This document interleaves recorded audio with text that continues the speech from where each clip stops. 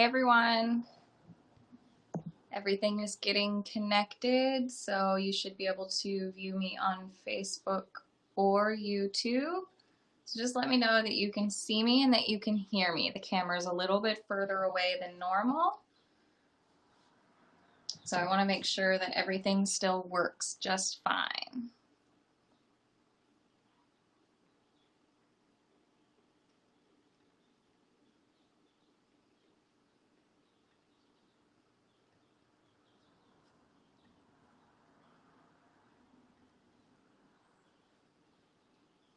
Just grabbing the YouTube link. Brandy says she can hear me. Excellent.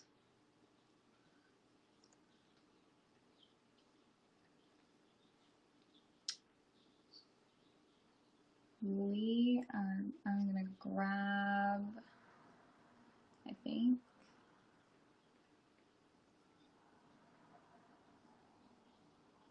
Oops. It didn't change the title of the talk, so I apologize for that. Let me see if I can edit that.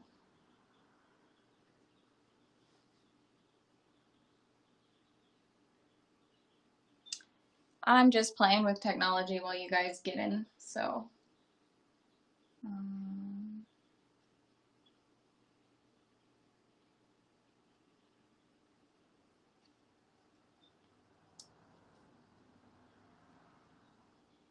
It usually lets me, okay, so I'll just go, after we finish, I will go back and change the name of the title. I tried just before I logged in. So hopefully everyone finds the right one. Here's the YouTube link.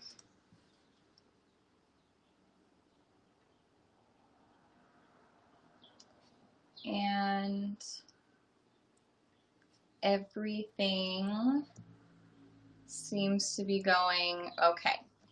We're downstairs in my living room instead of upstairs in my office because it is too warm in my upstairs office. And if you know me, that is very, very warm. If I am too warm to function, there have been a couple of days that I've been up there where it was on the verge of uncomfortable, and I tried to be up there, and the windows have been open all day, and it's still just, it's the perfect office for me because it gets all of the sun.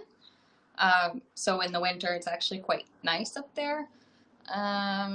So yeah, we're downstairs because when it's too warm for Megan, it's very, very warm. So we're down here. Yes. So we're in a new setting. If I shut up for a little bit, you might be able to hear the baby chicks because they're just in that room right there. I don't know. There's cars also right outside the window, so you might not be able to hear them. But if one of them starts complaining really loud because they're hungry or thirsty or just forgot where they are, they'll be really loud. Okay, so we're here. And we're talking about jump cues or, you know, stuff in general. Yeah, in Australia, it's winter and it's cold and it's flooding. Don't worry, we'll get there. We're in that week of bliss, like hot, actually hot weather in Washington.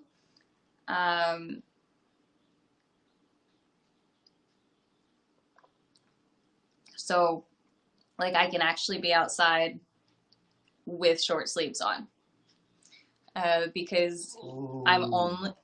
I think you just heard Shrek complain. I don't think he likes living right outside the chick room. I think when they're very noisy and he's stuck in his box,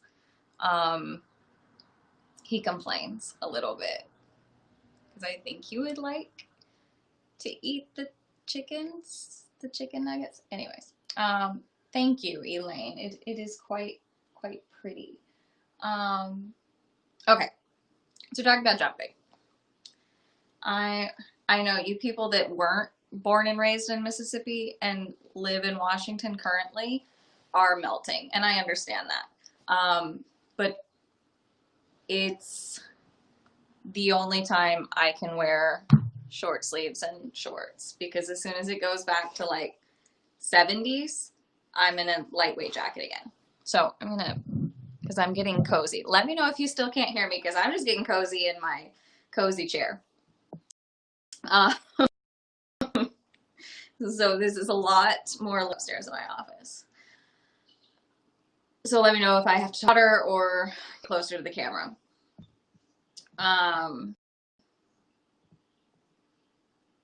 Okay, jump cues. So first I want to start with that whatever your handling system is, those are your jump cues. So we can start right up top with your physical cues. Okay, so if you, my Mr. Rogers set, I'm so comfy. Maybe. I'm trying to now remember Mr. Rogers' house. Anyways, okay. I get so distracted by the comments. So your handling system. For instance, I subscribe to the One Mind Dog's philosophy of handling.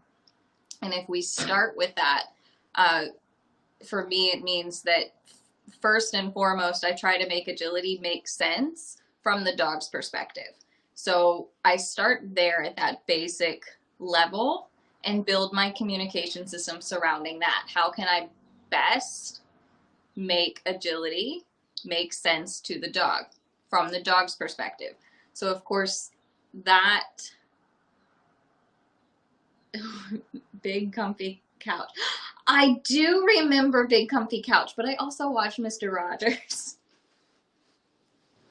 But I do know Big Comfy Couch. Oh my god, this is funny. Okay, I'm only starting here because I want to give you the sense of how my handling system has evolved. So even before I got into One Mind Dogs, that was kind of my philosophy at the basic level, is how do I make agility make as much sense as possible from the dog's perspective?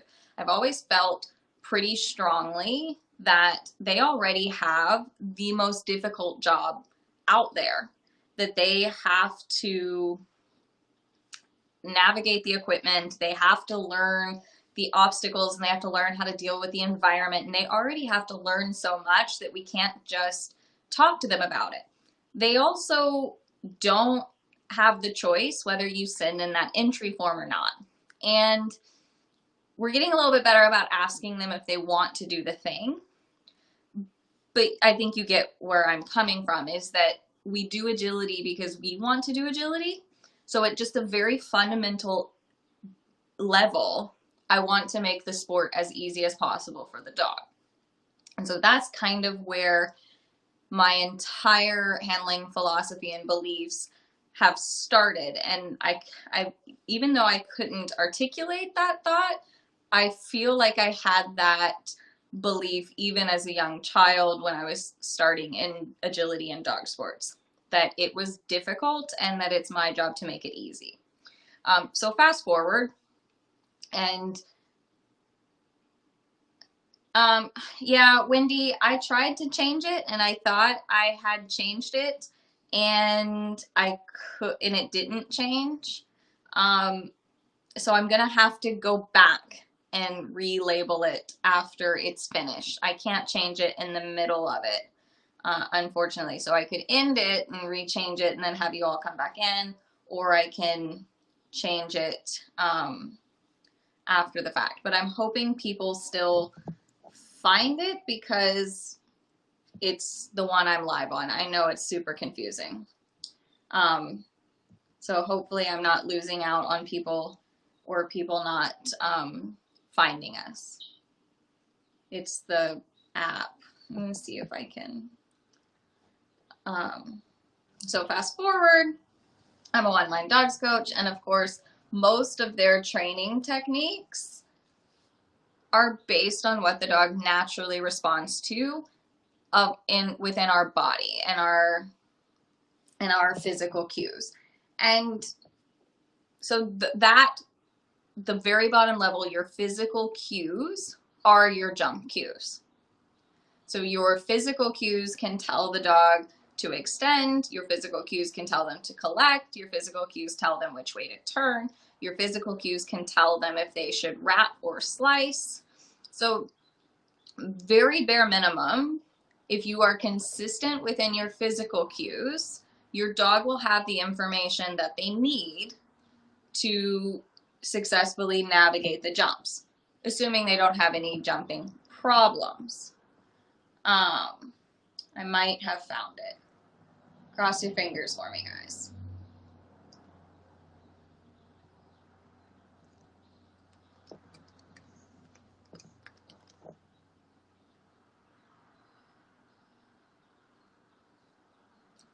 Okay, I think it has updated. So maybe, yeah, it updated on YouTube for sure. Let me go check Facebook and see if it updated there. It didn't update the Facebook. That's a bummer. It updated YouTube.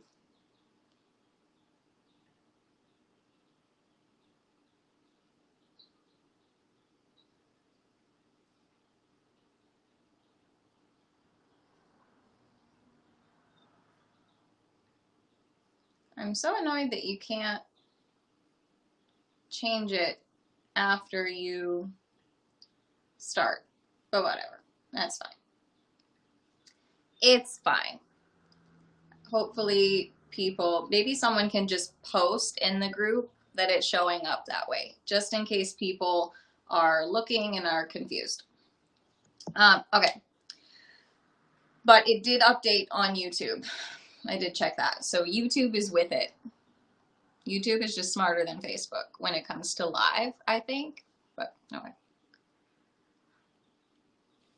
So for instance, Smack basically went his entire career with no extra cues other than my physical cues. Things for a really long time might have been coming out of my mouth,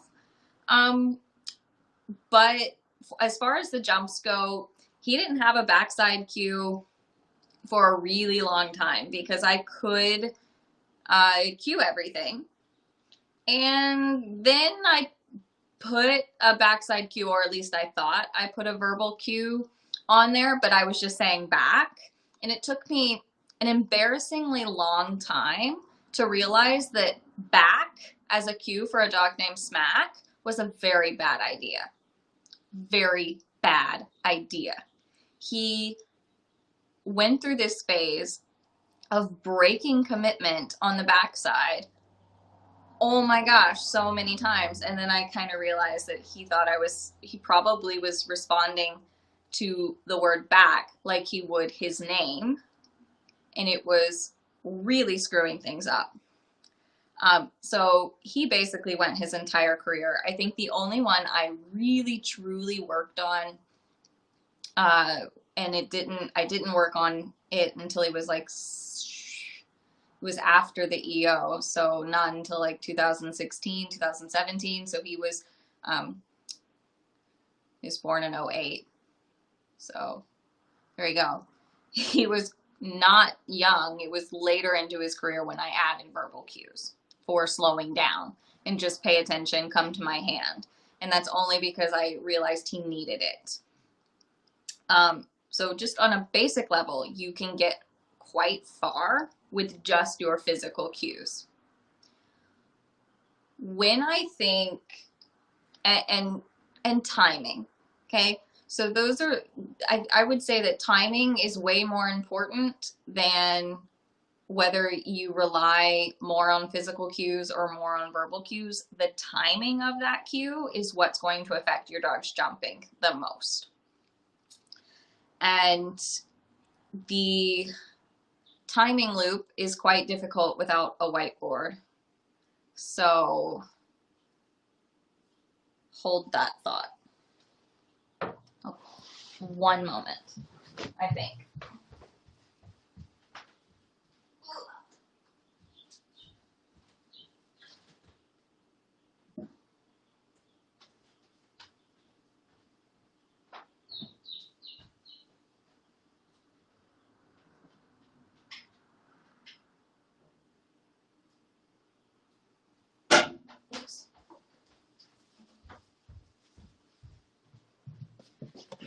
Good thing I have a whiteboard in the living room. I just needed something to wipe it off with. Okay.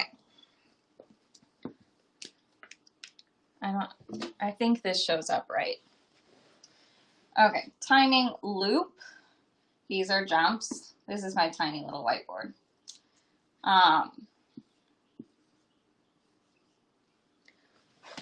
Excellent. Timing, oh no. Hi, Mercedes. Okay, so this is our goal always with the timing of the cues, is that the dog has a takeoff point and a landing point for each obstacle.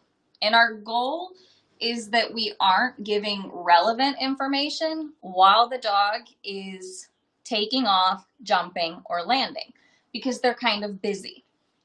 Okay, and then they have this space in between the obstacles before they get to their next takeoff point, which then would have jumping and landing.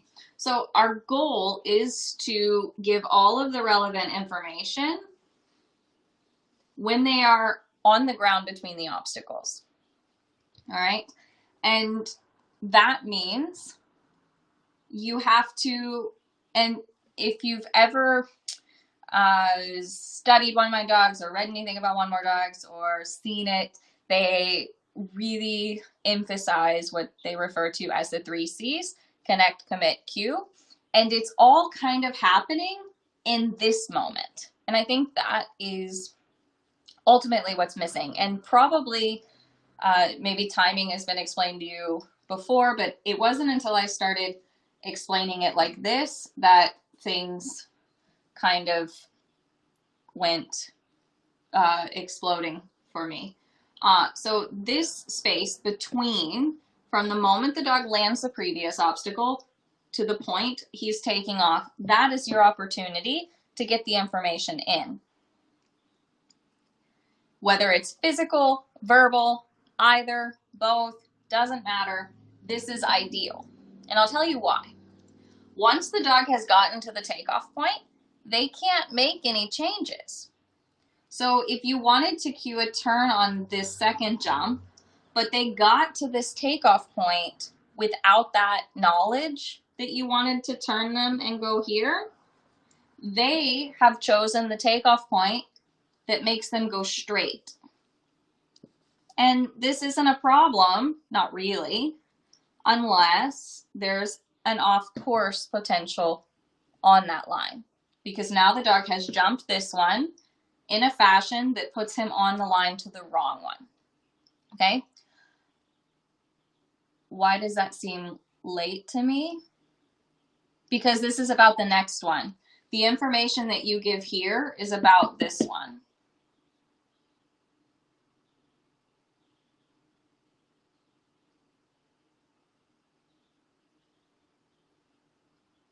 Whatever information you give here is about this one. Okay. You're okay, Mercedes. Okay. The other thing that could go wrong is that your dog takes off thinking that they're going straight, and your dog does react to whatever you tell them while they are jumping. And I'll give you one guess what might happen. Dun, dun, dun, dun, dun, dun, dun, dun, dun, dun, dun, dun. The bar falls. I'll assume you were going to get it right. The bar falls because they try to react to what you've given them in this space. This marker is terrible, but it's the only one I have down here. It's really terrible. So anyways, back to that connect, commit, cue thing that I was talking about. Connect means that you know where your dog is. That means when the dog is landing there, you can see them because you can react to something that you can see. And that is, you know, when your instructor tells you to connect or to reconnect, it just means, can you see the dog? Can you see what they're doing? Do you know what they're going to be doing? Okay.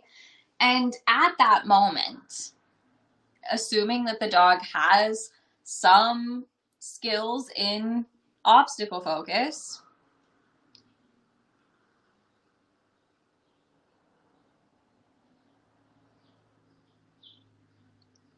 oh, okay. I'm trying to keep up with the comments and have a normal conversation. So if the dog knows anything about obstacle focus and obstacle commitment, what will happen is because of however you cued this one, they will land already looking at this one. But you have to see that, okay? So that is the connection part and the commitment part kind of happening at the same time. Is that the dog goes, okay, she told me to go straight over this jump, so that means the next one is the one that is straight in front of me. So now, you know, a little time has passed and you have this much time to give whatever the cue is. So that's the cue part of timing. See how it's not a checklist? When it reads off connect, commit, cue, it feels like first you look, then you see them commit, then you give a cue. Too slow. It's all happening at the same time. Okay? Which means we're probably talking about obstacle commitment next week, because if you don't have a dog with some amount of obstacle commitment, this can't happen. So that means if your dog lacks obstacle focus, you cannot have good timing, which can be problematic. I'll let you decide what the problems are. Okay, so this is your time before the dog gets to this takeoff point to tell them, hey, we're turning. And then it's up to the dog. The dog could choose to slow down and take off closer to the jump so that he lands closer to the jump and turns really nicely. Or the dog could be like, yeah, I don't care, not slowing down, and still take off way back here, land way back here, but then just turn wider. Okay? Totally fine. Depends on whatever your cue was. Probably whatever would determine how your dog jumped that jump. Okay? Does this make any sense at all? This is probably the 5th or 6th time I've explained it via whiteboard, and this is the most neat it's ever been. So that was, and I talked very, very fast because I want to be able to answer your questions. So you have to let me know if that made sense at all, or if I've lost the plot completely.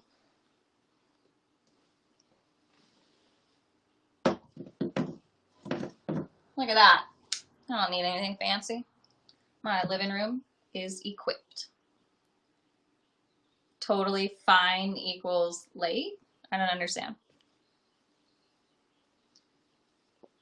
Oh, like a wide turn? I just don't get, I don't get too hung up over if the turn was wide or not. So as long as to me, as long as the dog landed looking at the correct obstacle, I don't care the quality of the turn. In general. I'm going to pay attention to it, but there's not a whole lot I can do about it in the moment, right? If you're competing and your dog goes a little wide, but they got to the correct line, they landed looking at the correct line, then they had the information. How well the dog turns also depends on your criteria when you taught turns. Maybe. I mean, sure. I think it's a little bit more complicated than that because I guess one could withhold reinforcement anytime they don't add a stride or collect. I choose to not be that stingy. Does that make sense? If they react to the handling at all and they follow the handling, they're going to get reinforced. Now, if I start to see that my dog is collecting less and less, then I'm going to go put some reinforcement, some money in the slowing down, collecting jar. And I've talked about that in the past, how I teach a slow down cue. And so totally, you could have very, very strict criteria when you're teaching turns. And I can say that when Smack was a baby, and baby, I mean like 2 years old, just starting to really get into jumping and more, and where I was training, they wanted to be very strict about how much he collected and how much of this and how much of that, and it didn't help him. It taught him to go slow because he was effectively punished for going fast and turning wide. Does that make sense? So I'm very careful to just have a nice balance. My default is I want the dog to be an extension, and I will put money in the bank for collecting, but I don't tend to get too bent out of shape if the turns are wide. That was way more than your question required, but it's a little bit, I have feelings about it because of my poor Smacky. A late cue could also give the wide turn. That's why when I'm watching my videos, that my criteria for me is, did the dog land looking at the correct thing? Because if my dog lands looking at this wrong obstacle, it means he didn't know. So it means one of two things. He didn't know that he was coming this way in time. It could also mean that this cue that I used is not effective in this situation, which is all on me. In this situation, if I just slow down and my dog is still looking at this one, he needed a stronger turning cue, or he needs more reinforcement for following deceleration. Okay, so I'm always going to just look at it as whether I'm cueing physical cues or verbal cues. If my dog lands looking at the wrong thing, I'm going to say that that was my mistake. Either a lack of reinforcement history, or the inappropriate cue, or it was a ill-timed cue. Maybe reinforcement positioning would help. Absolutely. Placement of reward when you are teaching following the handling, absolutely, absolutely, absolutely is going to increase the success rate of it. And always loopy turn training. Always loopy training. What about dogs who turn too tight on the correct line and hit the inside wing? Too tight. Then I would look into probably increasing the amount of extension training in that dog's life. So trying to get the dog's default to be a little bit more on the side of extension. And I would also lower the intensity of my turning cues, because if the turning cue that I'm using causes the dog to turn that tight, then I don't need that strong of a cue. So I can really mess with the dials, so to speak, with any given handling technique. Which is why when trials were a thing and people are watching me walk the course, and I would be walking a reverse spin somewhere for Smack, and lots of students would come up and ask me if they needed one there. And usually my answer would be no, because your dog's turn. So dogs that, if the dog's default is to jump a little bigger, go a little longer, go a little bit wider, they need stronger turning cues and more reinforcement for slowing down and turning. But for dogs that are, they have a little bit stronger tendency to turn in, they just get less turning cue. They very rarely get any counter rotation in their handling. Okay. So we talked about physical cues a little bit. If you want a very in-depth look at physical cues, obviously my handler mechanics class is going to do that. And you'll get real good and real consistent about using your physical cues. And then we talked about timing here. So now I want to spend a little bit of time talking about verbal cues, especially with regards to jumping. Kind of mentioned Smack doesn't really have any. I did teach him a slowdown cue because it was important once I got him into the default of extension and running fast. Once I taught him how to run fast, then I added in the how to slow down bit. And then Shock, she has a little bit more. Smack also has left and right, but I don't really use it on course. He did learn it for the sake of gamblers because I did compete in a lot of USDAA when he was young. So that was more for handling at a distance.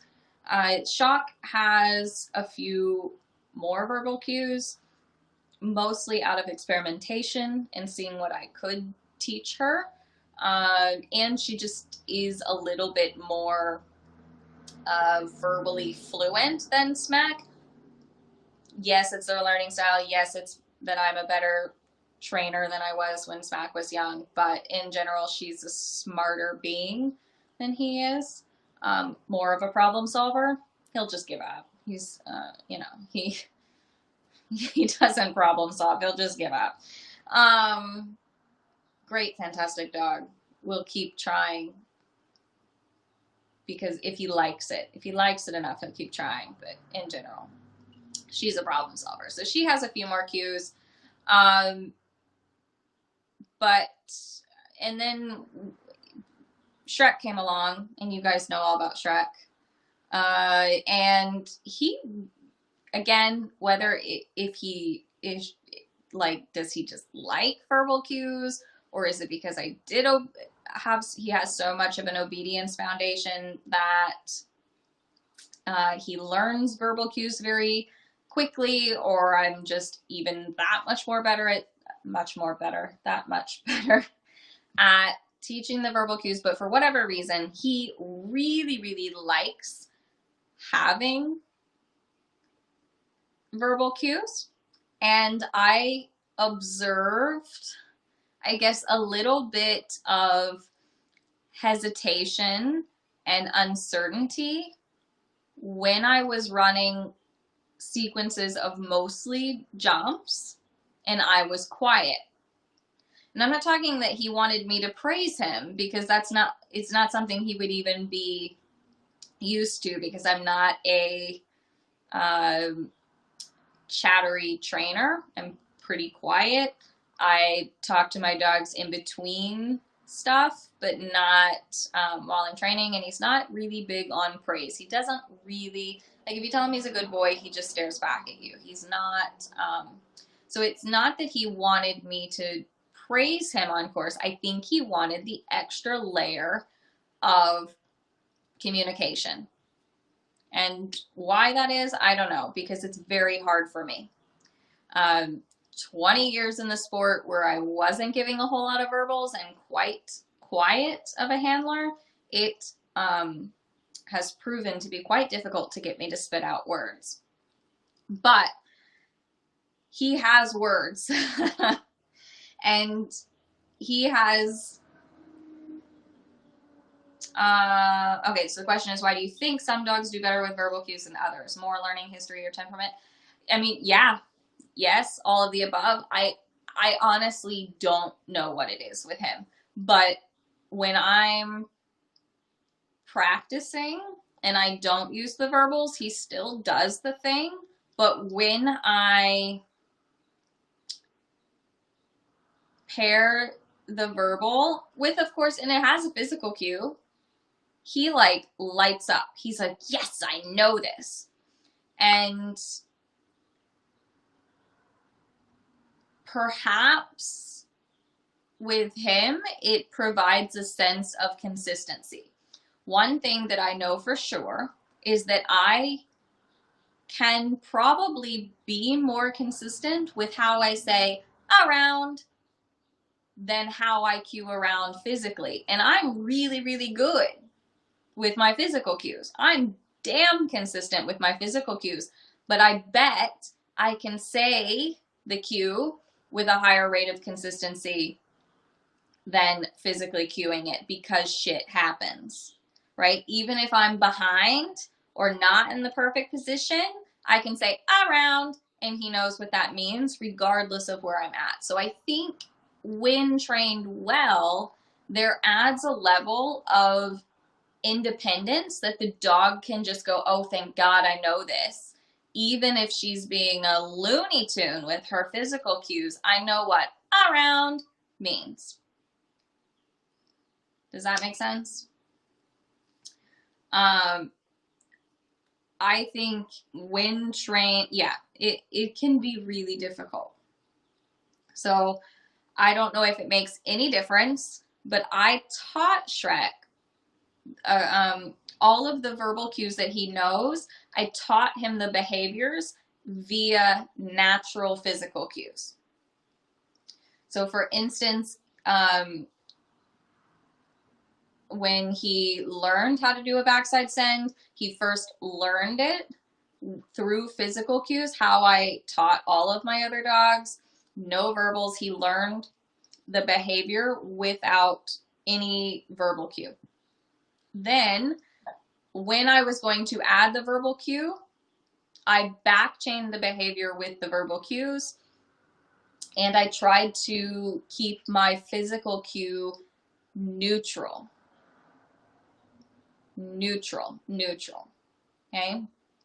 So that meant when I was teaching the verbal cue, my physical cue looked nothing like the physical cue that I used to teach him the actual behavior. It didn't look like my backside send physical cue.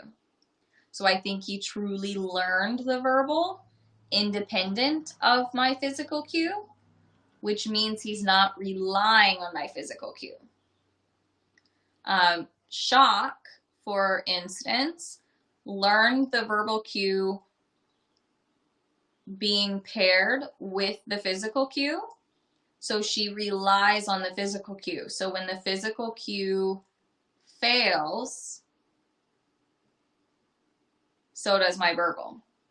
So when we're talking about verbal independence or your verbal handling systems that are very successful, I believe they are taught a bit more independent of the physical cue, so the dog can understand the order of relevancy. And so I think the difference with Shrek is, like I said, I can be anywhere, and when he hears around, he knows the answer. He's probably staring at me like, why is she talking like that? Okay, so I think if we do a very, very, very good job of teaching the verbals, they can be very useful to us. So that being said, here is the list of verbal cues that Shrek now has for jumping. He has jump, which means just jump in front of you, take it. You don't have to do anything special.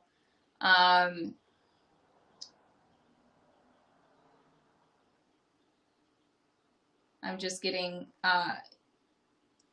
important agility to teach dogs to triage cue priority. It is, and I think it's the #1 thing we muck up because of this. They learn like 6 different sets of rules, and we can talk about that more if you want, but I'm gonna finish Shrek's list, so just remind me to come back to it if that's important.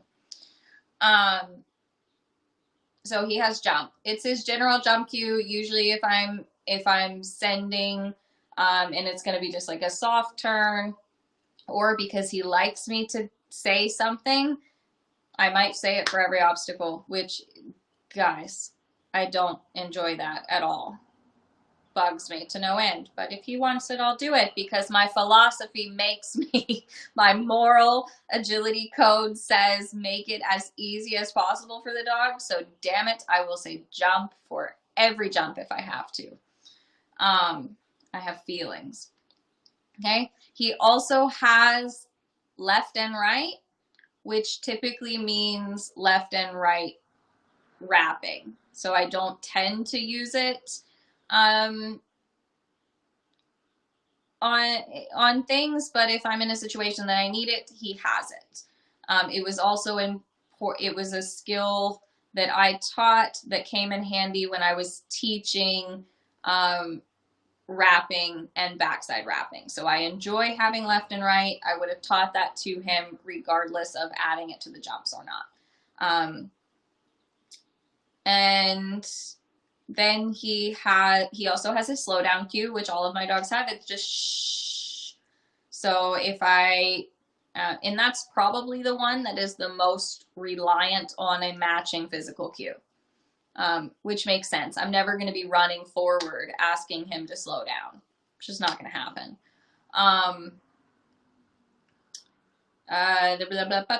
So those are his normal ones. We have jump, left, right, that I don't really use. And I know you can't see that. It's so terrible. I need to just take notes for myself. Shh is his slow down cue. And then he started off with one backside command, around, and I noticed that he had a very, very difficult time doing backside wraps. He wasn't preparing himself for it. Even if I was cueing it, if I was saying around, he was automatically preparing for the slice. And that was that moment going, this dog is very smart.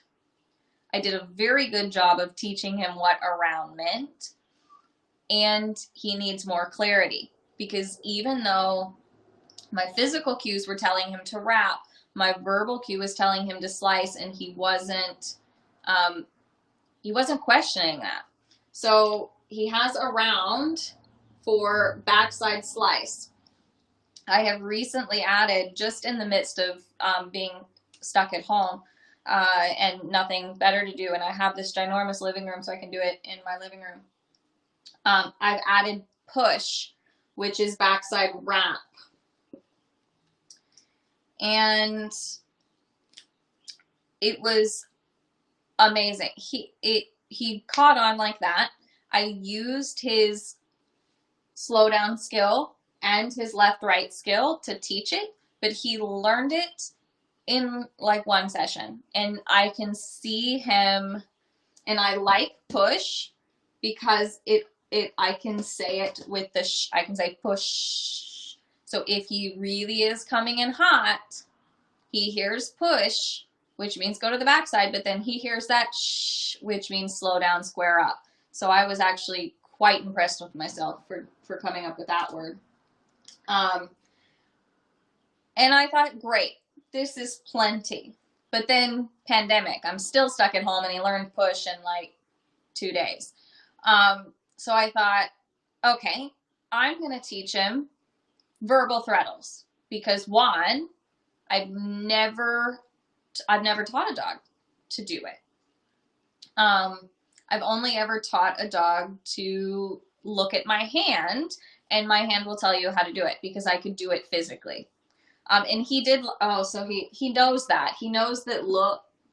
That's what he started with. Look meant look at my hand.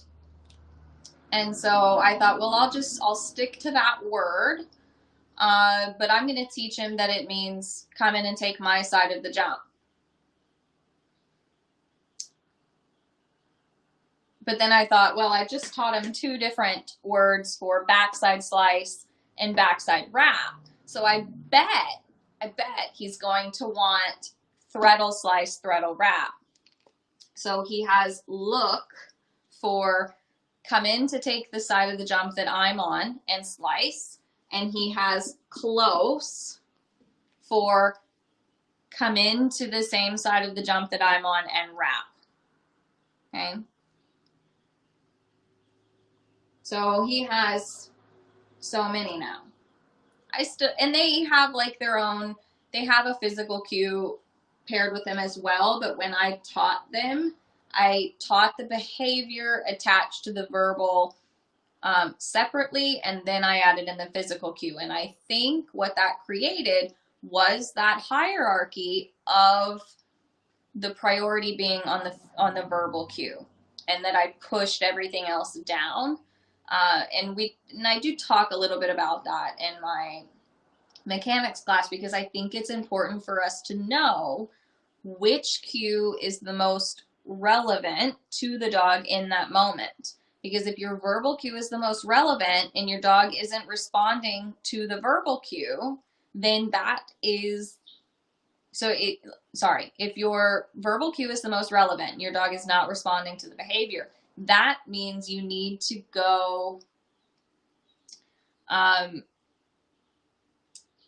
back and put money in the bank for the verbal. But if your verbal is last on the list, if your verbal's not relevant to the dog, or it's the least relevant cue, which is what naturally happens, then when your dog stops responding to the cue, I don't go put money in the bank for the verbal, I put money in the bank for the other things. So that's really what changes when you put more emphasis on one handling element over another, is that it gives you the ability to add money in the bank more easily. I do not, but one could also have, I think it was, I forget who it was, but someone wrote a list of the jump cues that they use, and in addition to all of these, they also had like a pay attention cue, so like soft turns, so just turn softly towards me or softly away from me. Shrek's not very big, so I mean, he's big for a terrier, but he's not a big dog, so I didn't feel the need. I could just say his name if I needed to have him pay attention. So I opted not to teach those. And I'm not sure how I would teach those. Maybe next year. The next pandemic, I'll take those on. Please don't have enough. Anyways, all right, to the comments. I think a lot of people overwhelm themselves by thinking more cues is better and don't really get to the point of fluency on the human or canine side. 100%. Don't just go start training these because Megan did. Megan did because she was stuck at home and had a dog that wanted to do something. And he told me there was a need for it. I would not, I might have gone to the trouble of teaching the backside sends because I think I need those. I would not have taken the time to teach the throttle cues if I didn't have the time and I wasn't curious.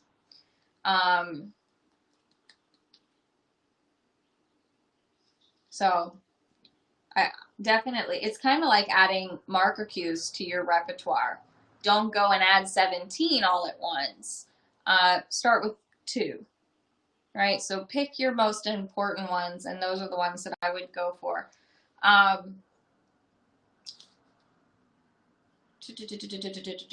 right. Wendy. So how did I add the verbal? Well, so first I got the behavior. So I would back chain the behavior with known cues. And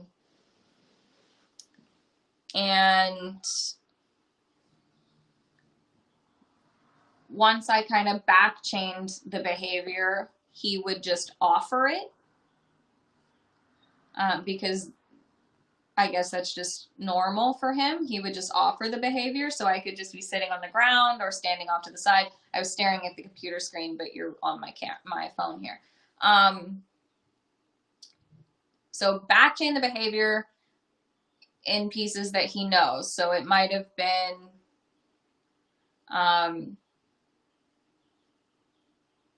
so I would use behaviors he already knew. So jump, left, right. I would use the jumping skills that he already had to back chain one of the new behaviors. And then once I had back chained it far enough that the whole behavior would happen, I would just let him offer it. So he'd offer the full behavior and I could mark and reward. Then he'd offer the full behavior and I could mark and reward. And then just like anything else, I could insert the verbal cue that I want. He would offer the behavior, mark and reward. And then once I felt like he was reliably responding to the verbal cue, I then inserted the physical cue as well. So that he saw the picture. And I think it went okay. I mean, it's not been tested. Like, full disclosure, you guys, it's not like we're going out and competing or even running a whole lot of sequences right now, but one jump in the living room is going fantastic. So it has been an experiment how I taught them. I did audit a couple of online classes on how they're teaching verbal cues, because why wouldn't I? I went to some online classes that they had been teaching these verbal cues for several dogs. They'd been doing this for years and I hadn't. So okay, and then I took what they were doing and I took what I know about training and I tried it this way, and so far I really like it. So I guess watch this space over the next 5 years. Let's see what I do with my next puppy. But so far I really like that. And then, of course, the only other thing to think about is that you make sure that you're keeping everything on a balance. If you work a lot on turning, or if you're doing a lot of reinforcing on turning, make sure that you're not losing your dog's ability to extend. If you're doing a lot of backside training, make sure you're not losing the ability to cue the front side of the jump.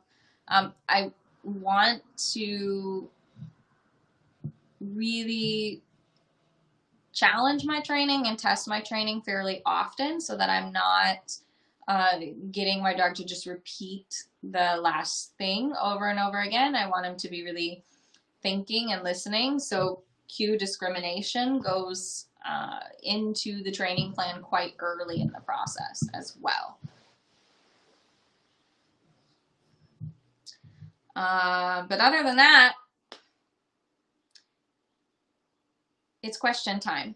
So ask your questions. Because those are my thoughts on jump cues, I guess.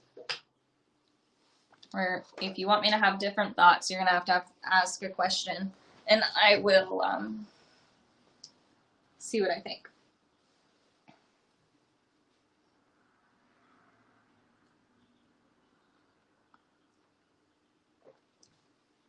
I kind of feel like whatever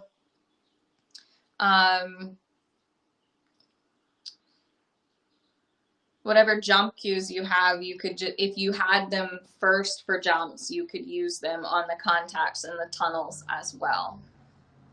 So same thing. If you teach them for the tunnels or you teach them for the running contacts, you could apply them to the jumps, and I think they would mean the same thing to the dog. I think.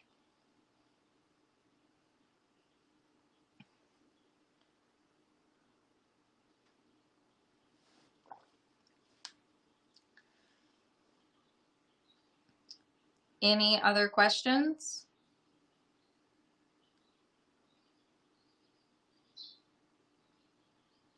Do you hear the chicks?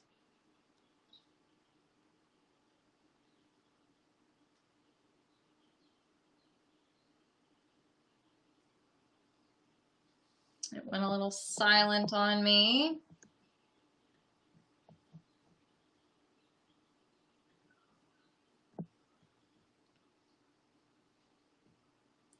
Okay. So don't go out and train 6 new verbal cues tomorrow. Make a plan.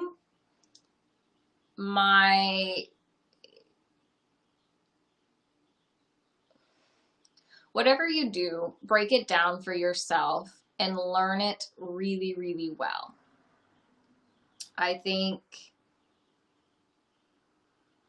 the most difficult part, and I think, I can't remember where it was discussed, maybe it was discussed on a thread in the training group, is that if you work with someone who has a handling system and is consistent within that handling system and is critical of adding new things to that handling system. I'm not saying they don't ever do it. I mean, I just added a crap ton of verbals to a handling system that's based on natural cues, and that I thought I would never do that. That's, I mean, goes back to always and never don't exist. But that means I was critical of it for a very long time, but I'm experimenting. I could decide, I taught them during this pandemic, I could put them into use on courses and sequences here at home, and then maybe a couple of competitions next year. And if I don't like them, I just stop using them. Like, there's nothing that says once you put a tool in your toolbox that you keep it forever. If it's no longer serving you and it's just weighing you down, you toss it in the trash. If it's a crap tool, don't use it. Wow, that was a little bit ragey. Sorry. So you're working with someone who really understands their handling system, is critical of adding new things, and they're able to explain to you why things are done the way they are done. Train with that person, learn what they know really, really well, and then you can also do the same. If you are training with someone who takes a little bit of this and takes a little bit of that and takes a little bit of that and takes a little bit of that and makes it work for them, but can't necessarily tell you why or how to make it work for you, that's a more difficult position to be in, because you need to do a lot of your own heavy lifting. I think it came up in one of our previous lives that that's what in-person classes are for, is because the instructor does a little bit of the heavy lifting, makes your training plans, tells you what to work on, tells you what to do, tells you when to reward, tells you all these things. But when it comes to handling systems and communication systems, it's like learning a language. So if your instructor is trying to teach you 4 different foreign languages at the same time, because they've pulled from 4 different successful handling systems, and then so you've got 4 different foreign languages coming in at one time, and then you are trying to relay that information to the dog, something is going to get lost in translation, and that's where things get frustrating. But if the 4 languages have been very well blended together and you can't even hear the difference in the languages when it's being spoken to you, they just run smoothly, you wouldn't know. And that's just, you would just learn that as a new language. You wouldn't hear 4 different languages. You would just hear it as one. You might not notice. Okay? Maybe it's a bad analogy, but it made sense in my head at the moment. But get consistent and about your handling system first. When you are fluent in your handling system and you know why everything works the way it works, and you get better about the timing, then add in some things that you need. Whether it's because you need to do it or your dog wants you to have it. How was that? We good? Any other questions? This is apparently jumping, handling systems. I could talk about handling systems for days. So